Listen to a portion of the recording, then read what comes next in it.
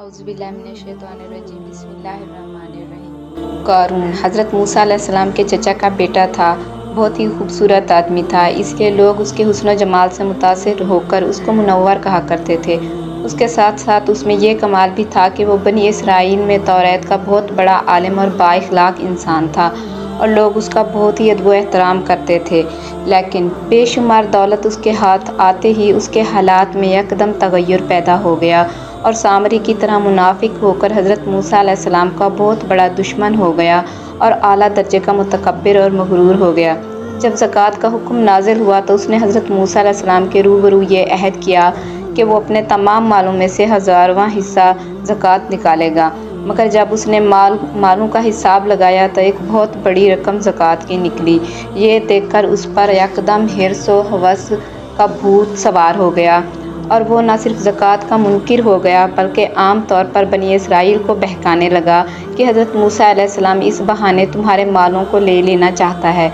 यहाँ तक कि हज़रत मूसा अलैहिस्सलाम से लोगों को बरगुज़श्ता करने के लिए उस खबीस ने यह गंदी और घिनौनी चाल चली कि एक औरत को बहुत ज़्यादा माल और दौलत देकर आमादा कर लिया कि वो आप पर बदकारी का इल्ज़ाम लगाए। चुनांचे ऐन उसी वक्त जबकि हज़रत मूसा अलैहिस्सलाम वाइज़ फरमा रहे थे, क़ारून ने आपको टोका कि फ़लानी औरत से आपने बदकारी की है।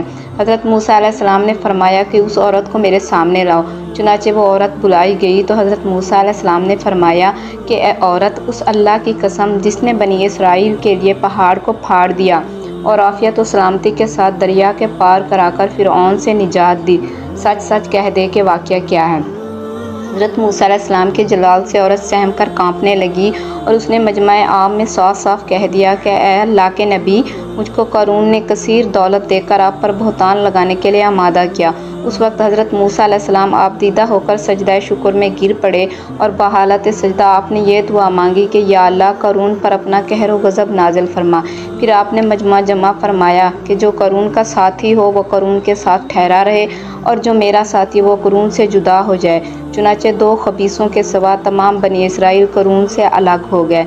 फिर हज़रत मूसा अलैहिस्सलाम ने ज़मीन को हुक्म दिया कि ए ज़मीन, तू इसको पकड़ ले, तो क़ारून एकदम घुटनों तक ज़मीन में धंस गया। फिर आपने दोबारा ज़मीन से यही फरमाया तो वो कमर तक ज़मीन में धंस गया।